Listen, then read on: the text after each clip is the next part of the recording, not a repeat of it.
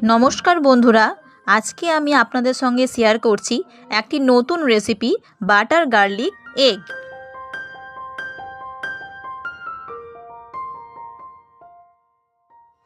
প্রথমেই আপনারা একটি মিক্সিং বলে 4টি ডিম ফাটিয়ে নেবেন। আপনারা এর থেকে বেশি ডিম নিয়েও করতে পারেন।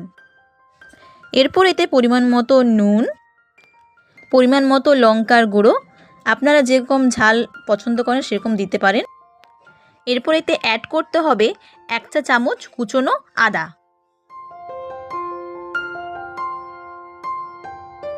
এরপর এতে অ্যাড করতে হবে 1 চা চামচ গোলমরিচ গুঁড়ো। তারপর ভালো করে মিক্সড করতে হবে সব কিছু। দেখতেই পাচ্ছেন আপনারা কতটা ভালোভাবে মিক্সড হয়েছে।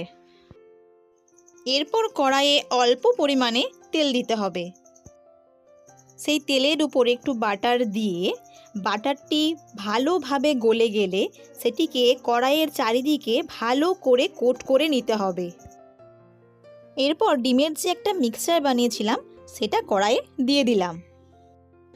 এরপর লো টু মিডিয়াম ফ্লেমে ডিমটিকে ভালো করে আমাদেরকে ভেজে নিতে হবে। ধীরে ধীরে ভাজার চেষ্টা করবেন। দেখতেই পাচ্ছেন বন্ধুরা কতটা ভালোভাবে ডিমটি ভাজা হয়ে গেছে। ডিমটিকে বেশি ঝুরি ঝুরি করে ভাজবেন না, ডিমটিকে এরকম বড় সাইজই রাখবেন। দেখতেই পাচ্ছেন আমি কিভাবে ডিমটাকে ভেজেছি। এরপর কড়াইয়ে সামান্য তেল দিয়ে তাতে একটু বেশি পরিমাণে বাটার দিতে হবে। আপনারা তেলটাকে অ্যাভয়েড করতে পারেন, কিন্তু আমি এখানে অল্প সাদা তেল ব্যবহার করেছি। এরপর বাটারটাকে ভালো করে তেলের সঙ্গে মিশিয়ে নিতে হবে।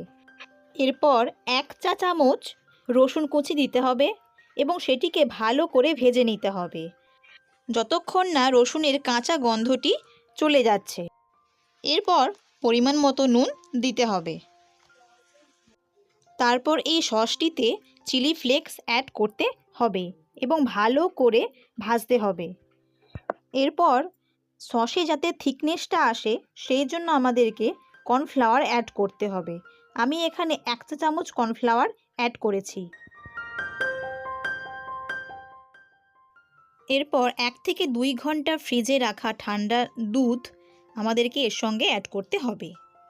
তারপর লো টু মিডিয়াম ফ্লেমে এটিকে ভালো করে মিক্সড করতে হবে যতক্ষণ না এই সসটার মধ্যে একটা থিকনেস এবং মলয়েম ভাব আসে। দেখতেই পাচ্ছ বন্ধুরা এই সসটার মধ্যে খুব সুন্দর একটি ক্রিমি ভাব চলে এসেছে। এরপর আমাদেরকে ভেজে রাখা ডিমগুলো কড়াইয়ে দিয়ে দিতে হবে। এরপর সসটির সঙ্গে ভালোভাবে মিক্সড করে নিতে হবে। আবার লো টু মিডিয়াম ফ্লেমে রেখেই এটিকে প্রায় 3 থেকে 4 মিনিট খুব ভালোভাবে মিশিয়ে নিতে হবে। দেখতেই পাচ্ছ বন্ধুরা গ্রেভির কালারটা অনেকটাই চেঞ্জ হয়ে এসেছে। আমাদের রান্না প্রায় হয়েই গেছে। এরপর গার্নিশের জন্য অল্প করে আমরা ধনেপাতা কুচি অ্যাড করে দেব। তারপরে জাস্ট একবার ভালো করে মিশিয়ে নিতে হবে। এইভাবেই আপনারা রেস্টুরেন্ট স্টাইলে এবং খুব অল্প সময়ে বাড়িতেই বাটার গার্লিক এগ বানিয়ে নিতে পারেন। বন্ধুরা ভিডিওটি যদি ভালো লাগে তাহলে অবশ্যই লাইক, কমেন্ট এবং শেয়ার করবে এবং আরও নতুন ভিডিও পাওয়ার জন্য সাবস্ক্রাইব করতে ভুলো না যেন কিন্তু।